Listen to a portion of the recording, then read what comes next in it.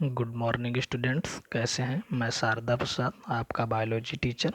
आज हम अगला टॉपिक पढ़ेंगे जिसका नाम है HIV वायरस अथवा एड्स वायरस। इससे पिछली वीडियो में हमने पढ़ा था वायरस संक्रमण के प्रति प्राकृतिक सुरक्षा। तो चलिए अगला टॉपिक स्टार्ट करते हैं, HIV वायरस अथवा एड्स वायरस।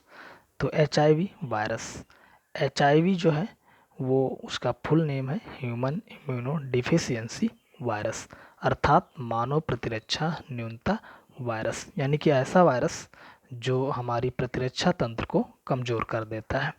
तो देखते हैं, ये शरीर में पहुंचने के पश्चात प्रतिरक्षा तंत्र की प्रमुख कोशिकाओं जैसे कि टी लिम्फोसाइट्स को नष्ट करता है। यानी कि हमारी जो प्रतिरक्षा तंत्र है उसमें कई प्रकार की कोशिकाएं होती हैं और उसमें प्रमुख रूप से एक कोशिका होती है जिसको हम लिम्फोसाइट कहते हैं। ये लिम्फोसाइट दो तरह की होती हैं, एक टी लिम्फोसाइट्स होती है और एक बी लिम्फोसाइट्स होती है। इनका जो नाम दिया गया है वो इनकी परिपक्वता के आधार पर रखा गया है।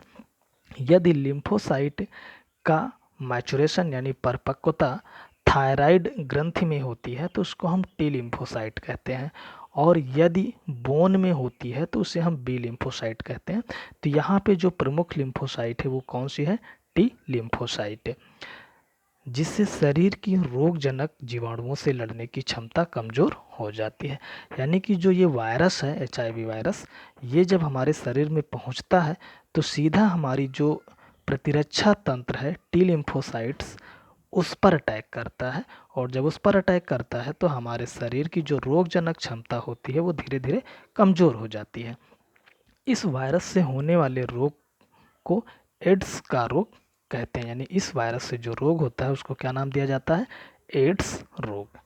तो एड्स देखते हैं क्या है, AIDS, जिसका फुल फॉर्म है एक्वायर्ड इम्यूनो डिफिशियंसी सिंड्रोम या उपार्जित प्रतिरक्षा न्यूनता सिंड्रोम। तो इसे हम एड्स कहते हैं शॉर्ट रूप में। आगे देखते हैं एड्स रोग का इतिहास, यानी कि एड्स रोग का पता कब चला। तो इस रोग का पता 1981 में चला तथा सन 1983 में डॉक्टर ल्यूक मॉन्टेग्नर ने इस रोग के वायरस की खोज की थी। यानी इसकी का पता जो है वो 1981 में चला था, और ये रोग किसके माध्यम से होता है, कौन सा वायरस के द्वारा होता है, उसकी खोज 1983 में डॉक्टर ल्यूक मॉन्टेग्नर ने की थी।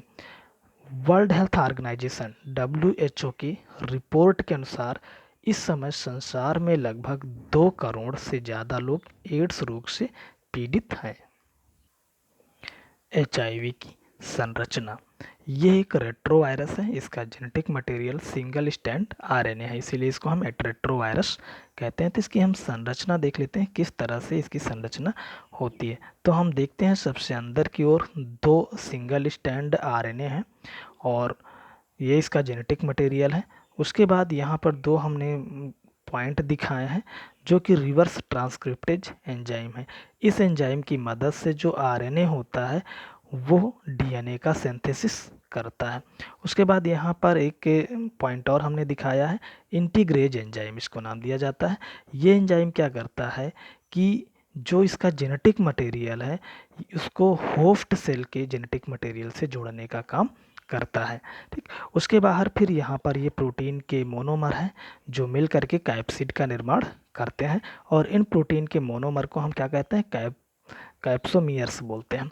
तो यहाँ पे दोहरा आवरण होता है कैप्सिड का, और उसके बाहर एक आवरण होता है जो आउटर लिपिड एनवेलप कहलाता है।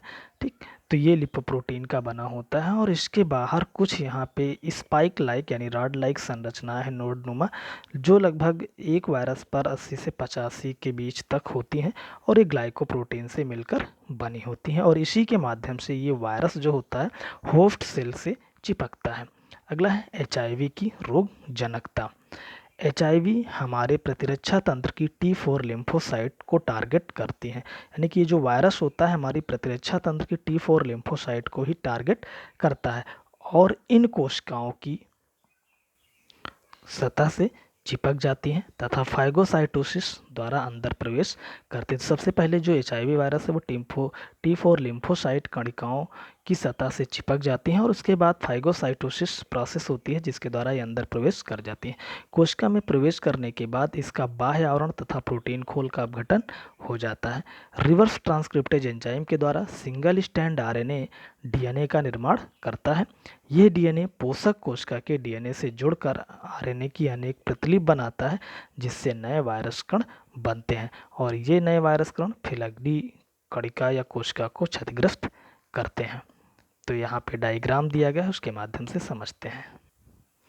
ये एक डायग्राम दिया गया है, ये एक T4 लिम्फोसाइट कोशिका है और यहाँ पे दिखाया गया है कि ये एक वायरस इसकी जो सतह उससे चिपकता है, फिर उसके बाद ये अपना जो जेनेटिक मटेरियल है इसमें इंटर करता है और सारा का सारा जो प्रोटीन कैप्सिड है वो सब अपघटित हो जाता है। फिर जो सिंगल स्टैंड आरएनए है वो डीएनए का निर्माण करता है।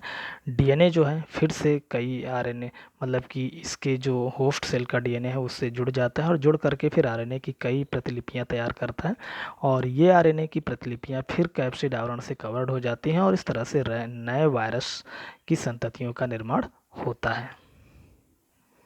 ग्रहकार HIV क्या है? एड्स का पूरा नाम बताइए।